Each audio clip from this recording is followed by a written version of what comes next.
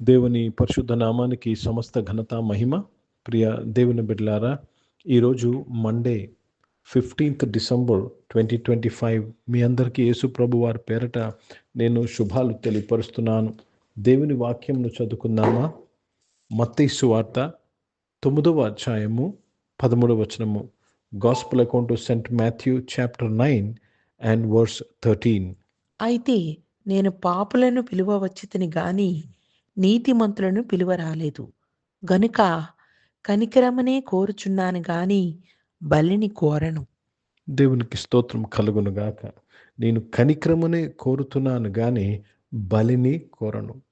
యేసు ప్రభు ఈ లోకమునకు వచ్చి మనకు తెలియపరుస్తున్న సంగతి, మన నుంచి ఏమి కోరుతున్నాడు? What is God requiring of the?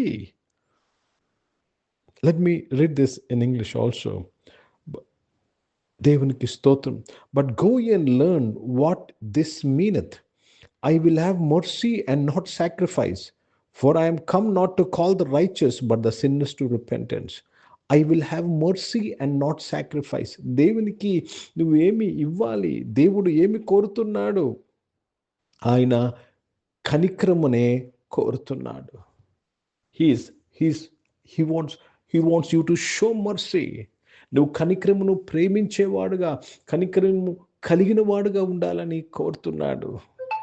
ప్రియ దేవుని బిడ్డలారా, దేవునికి స్తోత్రము కలుగును గాక. So God is wanting you to show mercy. జాగ్రత్తగా వినండి. యేసు ప్రభుని నువ్వు సంతోషపరచాలి. యేసు ప్రభుని నువ్వు గౌరవించాలి. యేసు ప్రభుని మనము ఆరాధించాలంటే మనము కనిక్రమును చూపించేవారుగా ఉండాలి. ఎవరికి? లోకానికి, తోటి మానవులకి కనిక్రము చూపించాలి. కనిక్రమం అంటే అర్థం ఏంటండి? What you mean by mercy? ఏదైతే వారు చేసిన తప్పుకు వారికి శిక్ష రావాలో ఆ శిక్ష పడకుండా మనము వారిని క్షమించడము, ఆ శిక్ష పడకుండా మనం వారిని ప్రేమించడమే కనిక్రము కలిగి ఉండుట. ప్రియ దేవుని బిడ్డలారా, దేవునికి స్తోత్రము కలుగును గాక.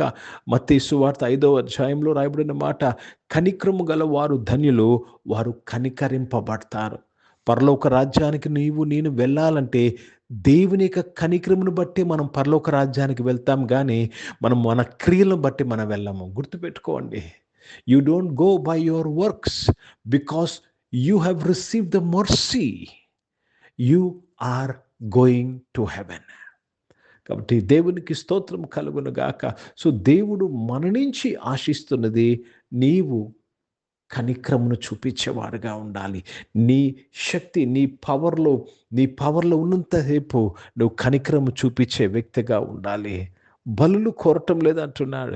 వి వాంట్ టు, మన క్రియల ద్వారా, మన ఆఫరింగ్స్ ద్వారా దేవుణ్ణి ఇంప్రెస్ చేయాలనుకుంటున్నాం. No, you cannot impress it.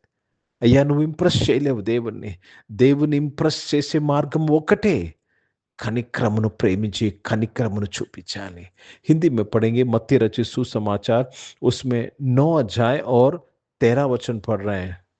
तुम जाकर इसका अर्थ सीख लो कि मैं बलिदान नहीं परंतु दया चाहता हूँ, क्योंकि मैं धर्मियों को नहीं परंतु पापियों को बुलाने आया हूँ. मैं बलि नहीं, दया चाहता हूँ. अब दया दिखाना चाहिए. अब दया नहीं करेंगे तो आप स्वर्ग में भी नहीं जा सकते, क्योंकि स्वर्ग में जाने का एक ही कारण है कि हम परमेश्वर की दया पाए हैं. కాబట్టి ప్రియ దేవుని బిడ్డలారా, నువ్వు కనికరించకుండా, కనికరమును చూపించకుండా, కనికరమును ప్రేమించకుండా, కనికరమును నీ జీవిత విధానము చేయకుండా నిత్య జీవంలో ప్రవేశించలేవా? దేవునికి స్తోత్రము కలుగును గాక. If only you show mercy, you will receive mercy. ఈరోజు ఈ మాటను ప్రతి ఒక్కరము జాగ్రత్తగా గమనిస్తూ ఇంట్లో కనికరమును చూపించాలి. మన సమాజంలో కనికరము చూపించాలి. నువ్వు ఉన్న స్థలంలో, చేస్తున్న ఉద్యోగం, నువ్వు వెళ్తున్న సంఘంలో కనికరమును చూపించేవారుగా ఉండాలి. It starts from the house. ఇంట్లో నుంచి ఆరంభం అవుతుందండి ఈ యొక్క పని. కనికరము గల వారు ధన్యులు, వారు కనికరింపబడతారు. లాజరు ధనికుడు.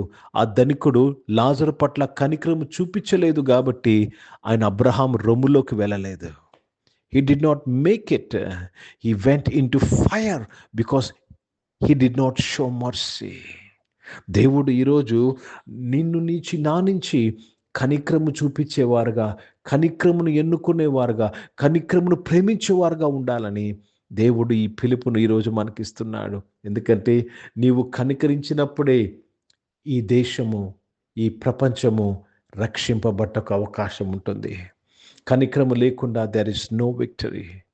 యేసు ప్రభువారు నయన్ అనే గ్రామానికి వెళుతున్నప్పుడు ఒక యవనస్తుడు మృతదేహం మోసుకొని వెళ్తున్నప్పుడు యేసు ప్రభు ఆ తల్లిని చూసి కనికరపడ్డాడు.